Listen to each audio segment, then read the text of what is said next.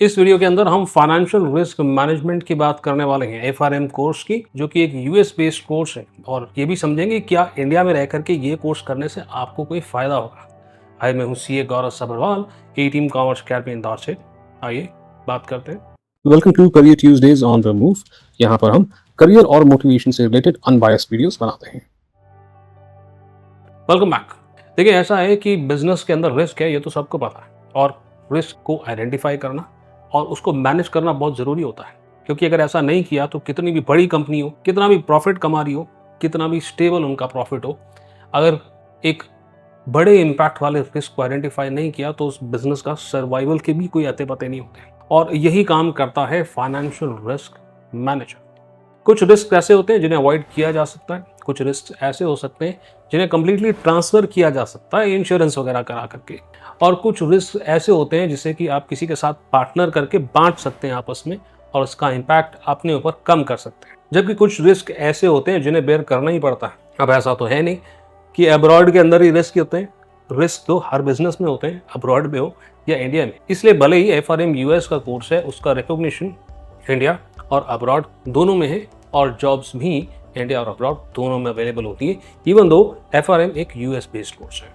Which brings us to our first point, which is the field of work. So FRM US का जो course है वो risk management की field से है। रिस्क मैनेजमेंट, हाँ, एक फील्ड अलग होती है।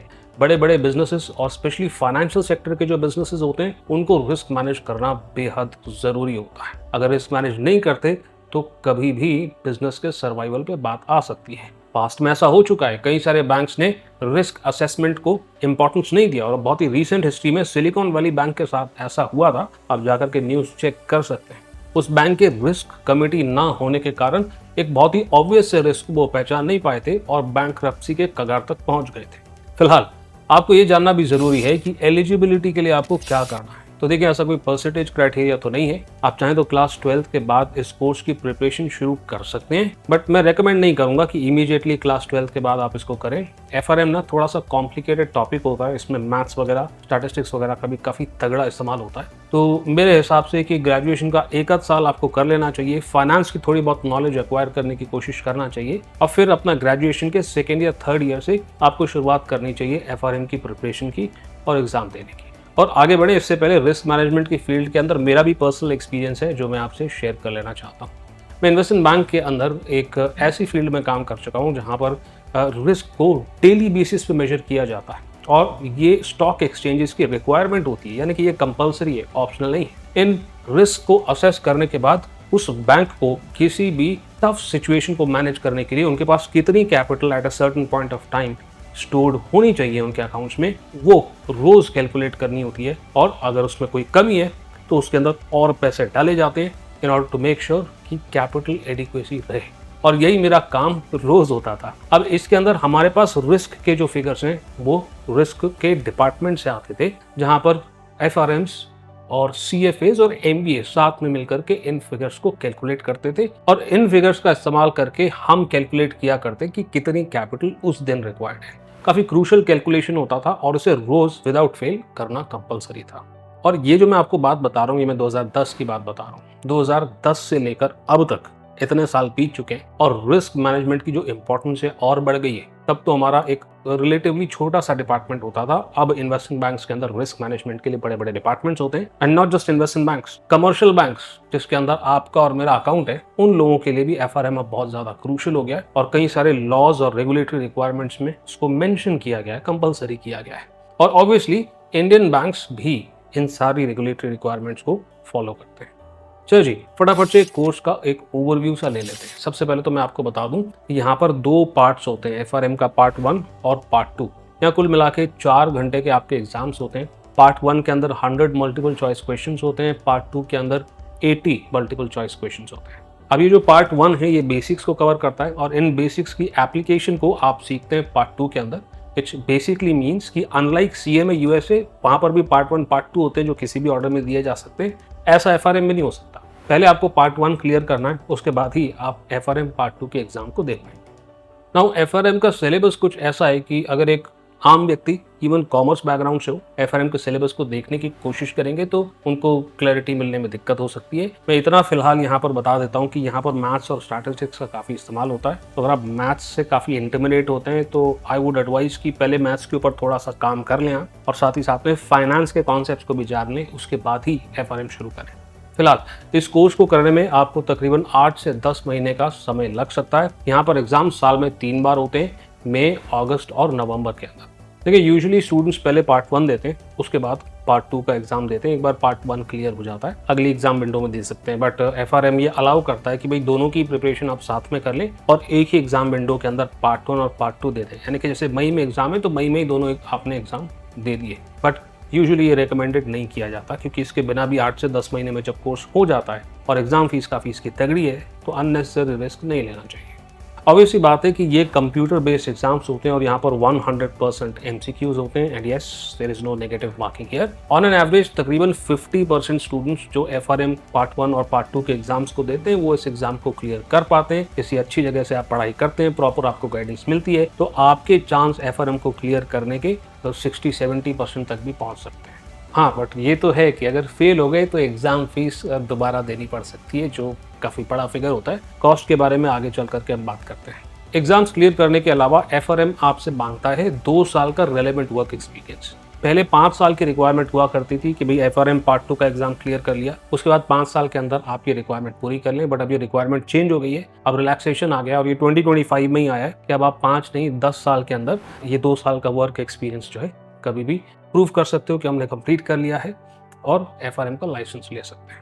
चलिए जी, तो फटाफट से बात करते हैं कॉस्ट की और पैसा यहाँ पर कितना कमाया जा सकता है उसकी बात करते हैं। But before we go head, अगर आप इस चैनल पे लगातार आ रहे हैं अनबायस्ड वीडियोस देखना चाहते हैं इसी तरीके से करियर के ऊपर तो सब्सक्राइब करना मत भूलिएगा और वीडियो को अभी तक लाइक नहीं किया है तो लाइक जरूर कर लें। फिलहाल ये जो कॉस्ट और सैलरी वाला जो पोर्शन होता है ये बड़ा ही बायस्ड होता है और इसको काफी हाइप किया जाता है। यानी कि ज्यादातर वीडियोस जो किसी न किसी कोचिंग को प्रमोट कर रहे होते हैं वो कॉस्ट को बहुत ज्यादा कम और सैलरी को बहुत ज्यादा दिखाने की कोशिश करते हैं ताकि ज्यादा से ज्यादा स्टूडेंट्स को अट्रैक्ट किया जा सके। तो अब यहाँ पर आपको थोड़ी सी असलियत बताने वाला हूँ, तो अगर दूसरी वीडियोस एफआरएम की आप देख करके आ रहे हैं तो यहाँ थोड़ा शौक लग सकता है। तो पहले खर्चे की बात कर लें। देखिए यहाँ पर एफआरएम यूएस जो कोर्स है इसका जो इंस्टीट्यूट है दैट इज GARP, ठीक है। अब ये इंस्टीट्यूट का वेबसाइट पे आप जाकर के क्लियरली जो मैं बात कह रहा हूँ उसको वेरीफाई भी कर सकते हैं। जो टोटल फीस निकल करके आती है वो 1.7 to 2.1 लाख निकल करके आ सकती है। ये गार्प इंस्टीट्यूट की फीस मैं आपको बता रहा हूँ। यहाँ पर अभी तक कोचिंग फीस की मैंने बात नहीं करी है। अब एफआरएम के अंदर 2 फीस के स्ट्रक्चर्स हैं, एक तो होता है हमारा अर्ली एंट्री और दूसरा हमारा होता है स्टैंडर्ड एंट्री।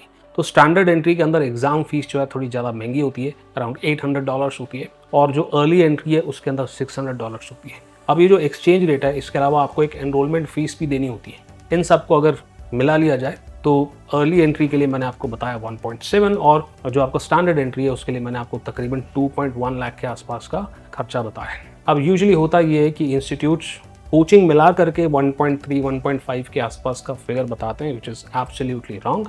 टोटल जो आपका कॉस्ट है सिर्फ और सिर्फ इंस्टीट्यूट का इतना कॉस्ट है, ठीक है। तो आपको क्या करना है, अगर इस चीज़ को वेरीफाई करना चाहते हैं कि गौरव सर ठीक बात कर रहे हैं कि नहीं, आप डायरेक्टली जो गार्प की वेबसाइट है उसके ऊपर जा सकते हैं। मैं लिंक डाल देता हूँ। फीस स्ट्रक्चर वहाँ पर खुद से देख लें, उसको मल्टीप्लाई करें गूगल में जो $US का रेट दिखा रहा है उसे, फिर ऐड करें 18% का GST, क्योंकि वो ऐड नहीं होता इस फीस के अंदर कन्वर्जन में, और उसके बाद 3.5% का बैंक मार्कअप ऐड करें जो आपको पे करना पड़ेगा व्हेनेवर यू पे फॉर एफआरएम फीस। इसके बाद जाकर के ये फिगर आता है, ठीक है जी। फिलहाल अगर आप चाहते हैं कि कॉस्ट का मैं एक डिटेल एक्सप्लेनेशन दे दूं तो आप मुझे कमेंट में लिख सकते हैं ऑनेस्ट कॉस्ट ऑफ एफआरएम। आप ऐसा लिखेंगे तो मैं एक डिटेल वीडियो बना दूंगा जिसके अंदर एक एक फीस स्ट्रक्चर का क्या मतलब है, कब कब आपको पे करना पड़ता है और एक एक्चुअल खर्चा आपका कितना निकल करके आता है उसके बारे में हम चर्चा करते हैं।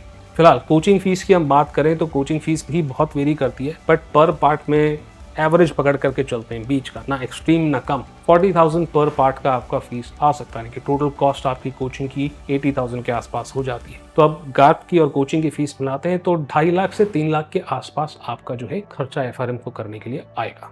अब कई सारी वीडियोस जो आप YouTube पे ऑलरेडी देख करके आए हैं वहां पर इसका 1/3 के आसपास आपको फीस बताई जाती है। जहां मैं 3 लाख बता रहा हूँ आपको शायद 1.5 लाख के आसपास बताया जाता है। बट खैर एनीवेज, आपको वेरीफाई कैसे करना ये भी मैं बता चुका हूँ, और गूगल पे कोचिंग फीस भी सर्च करोगे तो यही एवरेज आपको मिलने वाली है। एक बात और, एग्जामिनेशन सेंटर्स एफआरएम में ओवर द पास्ट ईयर्स काफ़ी बढ़ाए हैं बिकॉज डिमांड बढ़ रही है, but still the examination centres are less, right. जैसे मध्य प्रदेश के अंदर you only have one examination centre that is in Indore, ठीक है ना। तो अलग अलग स्टेट्स के अंदर अलग अलग नंबर है। ऑब्वियसली मेट्रोज के अंदर आपको ज़्यादा सेंटर्स देखने के लिए मिल जाएंगे, बट स्टिल अगर आप टियर 2 सिटी से हैं तो पॉसिबली आपको एक बड़े शहर में ट्रैवल करना पड़ेगा और उसके बाद जाकर ही आप जो है अपना एग्जाम दे पाएंगे। तो वहाँ पर बोर्डिंग और लॉजिंग यानी कि ट्रैवल करना, वहाँ रहना, एग्जाम देना और फिर वापस आना, इसका खर्चा भी आपको ऐड करना हो। तो यहाँ मेरी एक ही एडवाइस है, इससे पहले कि आप एफआरएम के इंस्टीट्यूट यानी कि गाप की कोई भी फीस पे करें, पहले कोचिंग अटेंड करें, मॉक टेस्ट वगैरह दें, कॉन्फिडेंस लेकर के आ जाएं कि हाँ ये कोर्स हम कर सकते हैं, एग्जाम दे सकते हैं, फिर ही आप गाप के अंदर एडमिशन लें, उससे पहले ना लें। क्योंकि डिफिकल्टीज कोर्स का आई कैन ईजिली से सीएमए यूएसए से थोड़ा ज़्यादा ही है, ठीक है। तो it's not extreme difficulty like CFA, but yes it is more difficult than CMA USA. चलो तो अब बात करते हैं सैलरी की। अभी एक ऐसा पॉइंट है जिसको बहुत ज़्यादा ओवर हाइप किया जाता है। मैं एक कंजर्वेटिव फिगर यहाँ पर आपको बोलूँगा, एवरेज सैलरी आप एक्सपेक्ट करके चल सकते हैं 6 लाख पर आना, ठीक है ना। इससे कम भी मिल सकती है, यानी कि 4.55 भी मिल सकती है, और इससे ज़्यादा भी मिल सकती है, 7-8 भी मिल सकती है, ठीक है। ये मैं एक फ्रेशर के पॉइंट ऑफ व्यू से बात कर रहा हूँ। बहुत रेयरली ऐसा होता है कि कुछ फ्रेशर्स जिनके स्किल सेट्स अच्छे होते हैं या फिर कोई जो बहुत बड़ी कंपनी में काम कर रहे होते हैं, वो एक्सपेक्ट कर सकते हैं अप टू 12 लाख पर आना। पॉसिबल है, देखा है, सुने भी हैं ऐसे केसेस, बट ऐसे केसेस कम होते हैं। मैंने देखा है कि अक्सर 12 लाख को एक एवरेज फिगर की तरह बता दिया जाता है, या ऐसा बोला जाता है कि 8 से 12 लाख का पैकेज मिलता है, बट ऐसा नहीं है। 4.5 भी हमने एफआरएम को लेते हुए देखा है एज पर माई रिसर्च। और येस, आई कैन ईजिली से that 6 lakh per annum is a decent figure. In fact ज़्यादातर को 5.5 एरिया के अंदर मिलता है। बट आई स्टिल बिलीव कि ये जो मैंने आपको फिगर बताया 6 LPA का, ये एक आपको अच्छा रिटर्न ऑन इन्वेस्टमेंट देता है, क्योंकि आपने इन्वेस्ट किया अराउंड 3 लाख के आसपास और आपको इसका रिटर्न मिल रहा है तकरीबन 6 लाख के आसपास। तो आप 6 से 7 महीने के अंदर अपने किए हुए खर्चे को रिकवर कर सकते हैं। जॉब अपॉर्चुनिटी की बात करें तो जैसा कि मैंने आपको बताया था कि भाई इंडिया और अब्रॉड दोनों के अंदर आपको जॉब्स मिल सकते हैं। यहाँ पर अगर टॉप एम्प्लॉयज की बात करें तो बिग 4 ऑडिट फर्म्स हैं, वो हायर करते हैं, मैनेजमेंट कंसल्टेंसीज हायर करते हैं, JP मॉर्गन चेज है, क्रेडिट स्विस है, कई सारे इन्वेस्टमेंट बैंक्स हैं, है ना, इंडियन बैंक्स हैं, इंश्योरेंस कंपनीज हैं, ये सब एफआरएम को हायर करते हैं। इवन गवर्नमेंट बैंक्स के अंदर हमने देखा है एफआरएम्स को जॉब करते हुए। So yes, it is possible. और यहाँ पर फ्यूचर ग्रोथ का स्कोप भी बहुत होता है, बिकॉज आप रिस्क कमेटी में काम कर सकते हैं, और रिस्क कमेटी जो है वो बोर्ड ऑफ डायरेक्टर से बनती है, यानी कि यू कैन गो हेड और आप चीफ रिस्क ऑफिसर या फिर बोर्ड ऑफ डायरेक्टर्स का भी एक पार्ट बन सकते हैं अगर आपने एफआरएम कर रखा है। यानी कि आगे एक ऑर्गेनाइजेशन में, बड़ी ऑर्गेनाइजेशन में ग्रोथ के आपको काफ़ी अपॉर्चुनिटीज़ मिलते हैं। बट अगर आप एक डिटेल्ड वीडियो चाहते हैं कि भाई एफआरएम के जॉब्स, सैलरीज, एम्प्लॉयर्स, राइट, एक डिटेल वीडियो चाहते हैं तो please let me know in the comments below. Comments में लिख दें एफआरएम जॉब्स इन इंडिया, तो उसके ऊपर मैं काम करना शुरू कर दूँ। फिलहाल इस वीडियो को फटाफट से करते हैं कंक्लूड। लेकिन ऐसा है कि क्लास 12th के बाद इस वीडियो कर तो सकते हैं, but as I told you कि एम्प्लॉयर जो है, अगर आपने कर भी लिया इसको फर्स्ट ईयर, जिसका ग्रेजुएशन बच्चे का कंप्लीट नहीं है और उसने एफआरएम कंप्लीट कर लिया है, यूजुअली एम्प्लॉयर्स ऐसे बच्चे का फ़ायदा उठाते हैं, एक्सप्लॉइट करते हैं और बहुत कम सैलरी देते हैं। तो मेरे हिसाब से आपको 12th के इमीडिएटली बाद एफआरएम नहीं करना चाहिए। एक ये रीज़न भी है, और एक रीज़न तो और मैं आपको बता ही चुका हूँ कि डिफ़िकल्टी लेवल इसका हाई है। मतलब if I would compare with CMA USA, तो CMA USA से इसका डिफ़िकल्टी लेवल हाई है, और CFA से मैं बोलूँगा कि CFA लेवल 2 से इसका डिफ़िकल्टी लेवल बराबर ही है।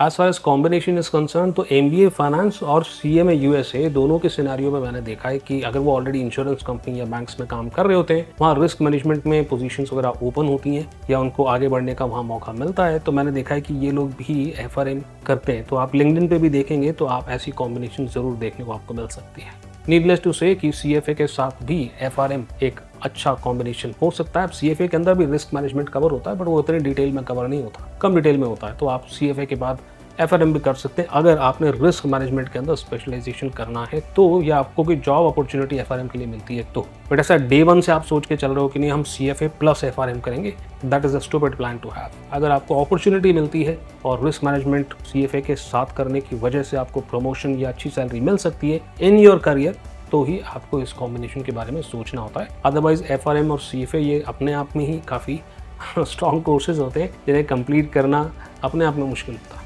पर अगर आपको मैथ्स से बहुत ज़्यादा डर लगता है ना, और एक आध साल इवैल्यूएट करने के बाद भी कि भाई मैथ्स और फाइनेंस हम पढ़ करके देख लेते हैं, उसके बाद भी आपको ऐसा लगता है कि नहीं दिक्कत हो रही है तो मुझे ऐसा लगता है फिर आपको एफआरएम में नहीं जाना चाहिए, ठीक है ना। बट ये चेक करने के बाद डिसाइड करना, बिना चेक करे मत डिसाइड कर लेना कि मैथ से डर लगता है इसलिए एफआरएम नहीं करना, ऐसा मैं नहीं कह रहा। पहले चेक करो और उसके बाद भी अगर आपको कंफर्टेबल फील नहीं होता है then don't go for FRM, unnecessarily torture हो जाएगा और पैसे भी खर्च होंगे।